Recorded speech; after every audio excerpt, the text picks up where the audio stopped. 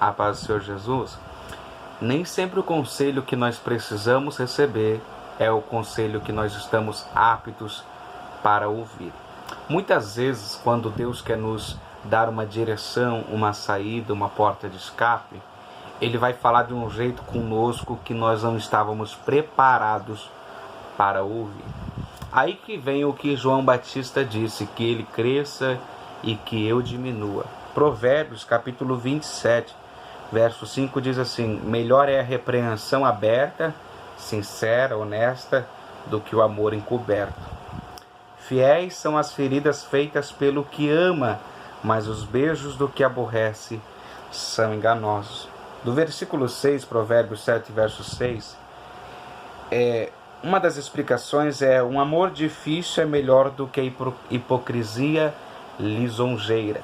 Muitas vezes, pessoas difíceis de lidar podem nos trazer uma fidelidade na repreensão, nas palavras, na amizade, de uma forma muito mais profunda do que aqueles que estão sempre nos lisonjeando, nos elogiando, nos bajulando, nos demonstrando admiração. Às vezes não, quase sempre, as feridas feitas pelo que ama traz muito mais benefício do que uma lisonja. Aliás, a lisonja só traz um bem-estar temporário que pode levar a um abismo logo ali, e a Bíblia diz que um abismo chama o outro. Porém, a ferida feita por alguém que te ama pode te levar a um lugar de honra, a uma mudança de vida. Diz o verso 9 assim: o óleo e o perfume alegram o coração, assim a doença do amigo com o conselho cordial, com o conselho sincero. Às vezes a cura para uma enfermidade, às vezes como para uma saída para a nossa vida, está numa repreensão, num conselho bem franco, bem direto. Quantas vezes eu me vi em aperto porque pessoas vieram pedir conselhos ou desabafaram comigo e eu percebia que a resposta para aquele incômodo daquela alma não seria uma resposta agradável.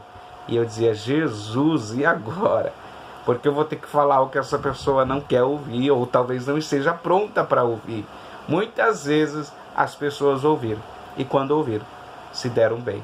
E quando não ouviram, continuaram naquele drama, naquela amargura. Nem sempre o que precisamos ouvir estaremos aptos, prontos para ouvir. Mas basta um coração humilde para dizer: Jesus, não era o que eu queria ouvir, mas se é o que o Senhor tem para mim, eu vou mastigar esse alimento sólido até descer ao meu coração e nutrir a minha fé, a minha vida. Bom, Provérbios capítulo 28, verso 20 diz assim: o homem fiel abundará em bênçãos, mas o que se apressa a enriquecer não ficará sem castigo. A fidelidade a Deus vai nos resultar, dentro do tempo e propósito de Deus, em diversas bênçãos. Todavia, essa fidelidade não pode ter consigo um tempero maligno chamado pressa. Pressa de sair da prova, pressa de sair do deserto, pressa em romper. Sabe por quê? Porque quem controla o tempo da nossa aprovação é Deus. Lembra quando o povo foi levado para o cativeiro do Egito, para aquela escravidão, e Deus disse para Abrão, disse a Abrão o seguinte: será 400 anos que o seu povo ficará cativo. Lembra também do cativeiro de Judá na Babilônia, que Deus disse: o seu povo ficará cativo por 70 anos. Existe um tempo determinado por Deus. Nem o nosso choro, nem o nosso murmúrio, nem as nossas lamentações farão Deus mudar o relógio, o tempo dele. O homem fiel abundará em bênçãos, mas o que se apressa a enriquecer não ficará sem castigo. E também me faz refletir, talvez seja em discordância ao pensamento do mundo, na verdade talvez não, com certeza é, mas aos crentes, quanto mais um crente corre atrás de dinheiro, parece que mais o dinheiro foge da gente. porque a Bíblia diz aqui: aqueles que obedecem as bênçãos repousarão sobre vós e vos alcançarão. A oportunidade que eu preciso, que você precisa, vai nos alcançar, desde que eu esteja posicionado na fidelidade, no andamento, na disposição que Deus quer de mim. Não estou dizendo para você ser preguiçoso, estou dizendo para que você ande na direção de Deus e não na pressa dos teus desejos. Provérbios capítulo 28, verso 21 diz assim: ter respeito à aparência de pessoas não é bom, ou ser parcial por causa do que as pessoas são, não é bom, porque até por um bocado de pão o homem prevaricará.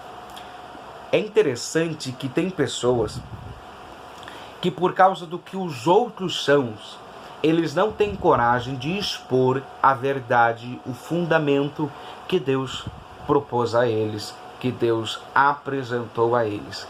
É uma coisa que nós precisamos vencer diariamente.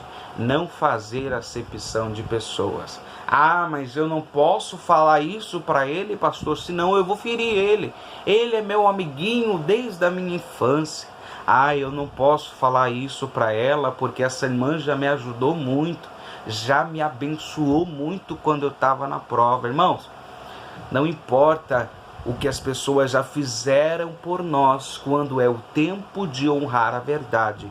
A verdade precisa ser dita, a repreensão precisa ser feita, porque a Bíblia diz também sobre o ofício do verdadeiro profeta, do atalaia, que vindo a espada sobre a terra, e o atalaia vendo, se ele não avisasse o povo, o sangue seria cobrado da mão dele.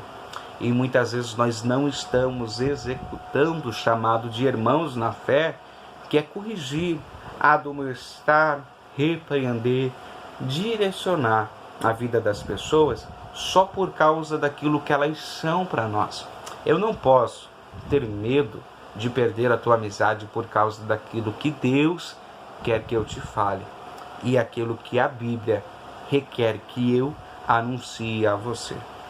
Bom, isso também não quer dizer que eu tenho que ser grosso, mas dentro de uma firmeza de autoridade eu preciso sim anunciar o que a Bíblia está dizendo, sem criar ódio contra você, mas deixando bem claro que talvez o teu comportamento, o teu procedimento esteja incorreto e precise de uns ajustes.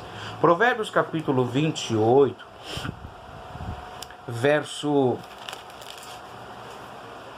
22, aquele que tem um olho mau corre atrás das riquezas, mas não sabe que há de vir sobre ele a pobreza.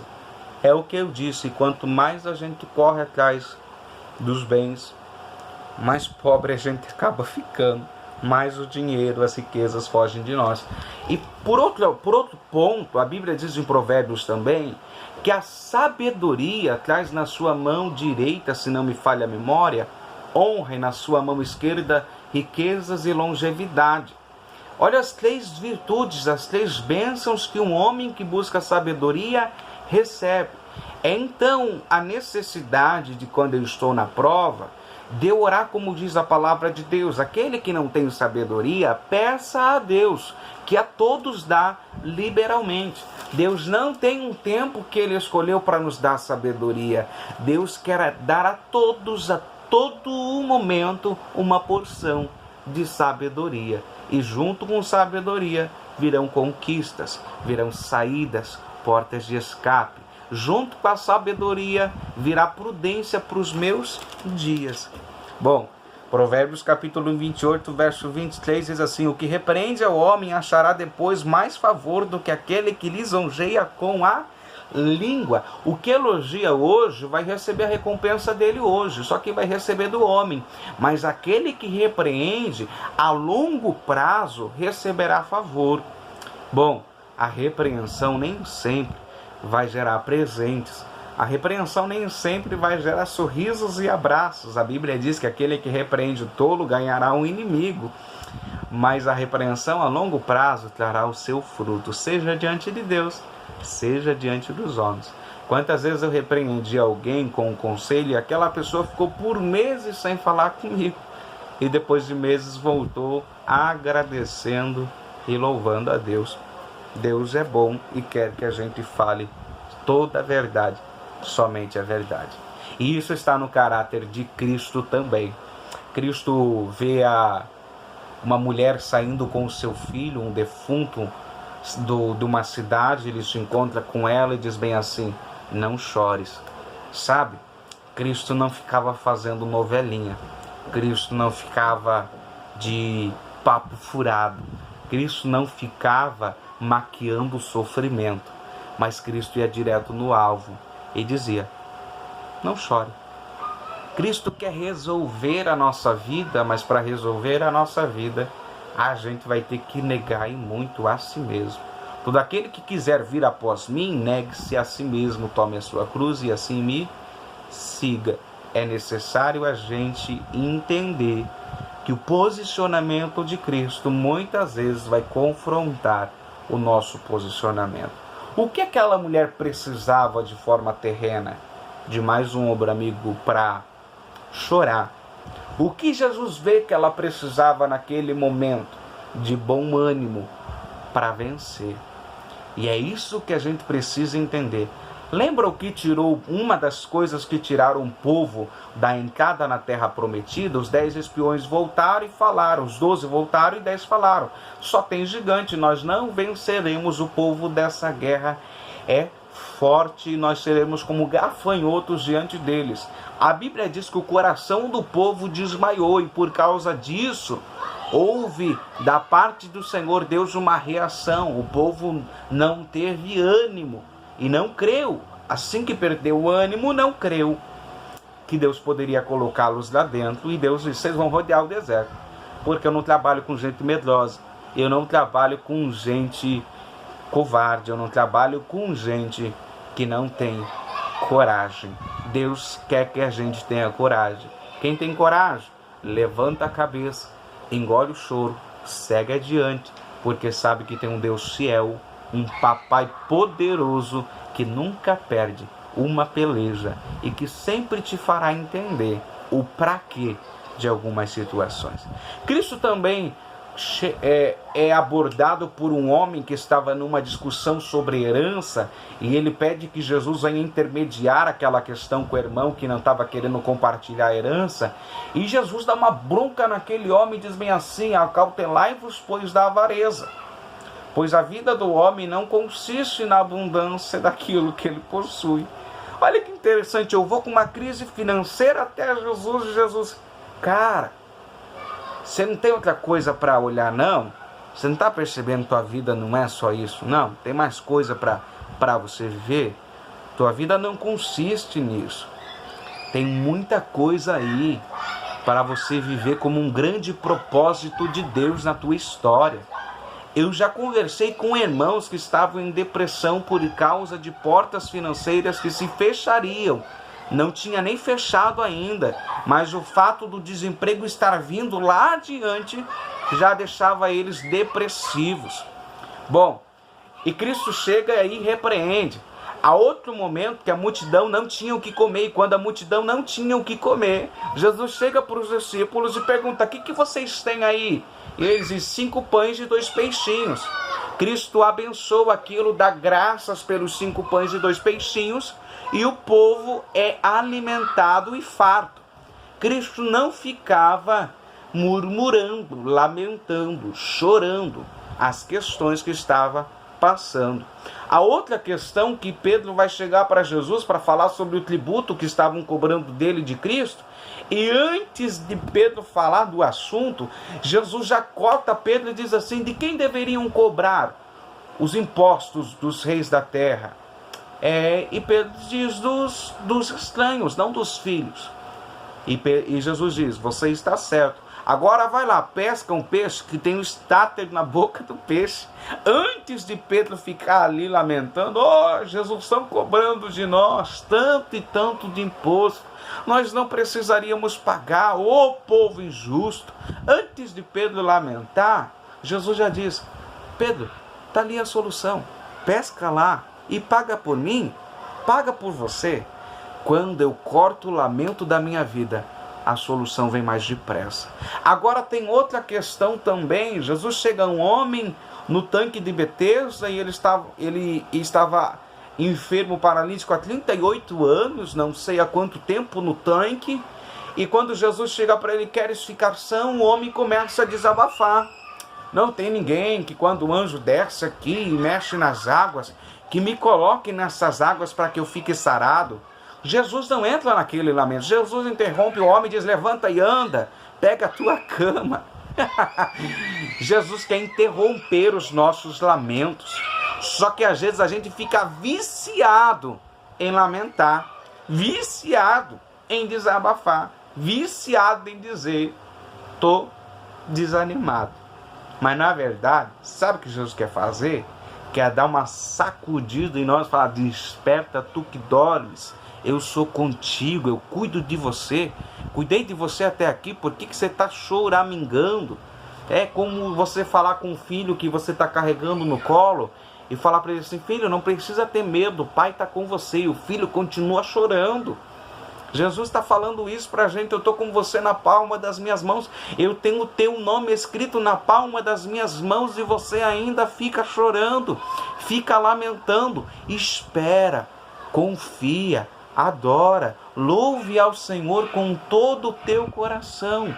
A resposta está vindo aí, a solução sempre vem. Deus te abençoe, que você medite nessa palavra, que faça resplandecer luz no teu entendimento. Jesus, eu oro ao Senhor por essa alma. Às vezes, o conselho que nós precisamos não é o conselho que nós queríamos ouvir, mas ajuda-nos a nos esvaziar, porque sendo o Senhor em forma de homem, não teve por usurpação ser igual a Deus, antes a si mesmo se esvaziou, Senhor.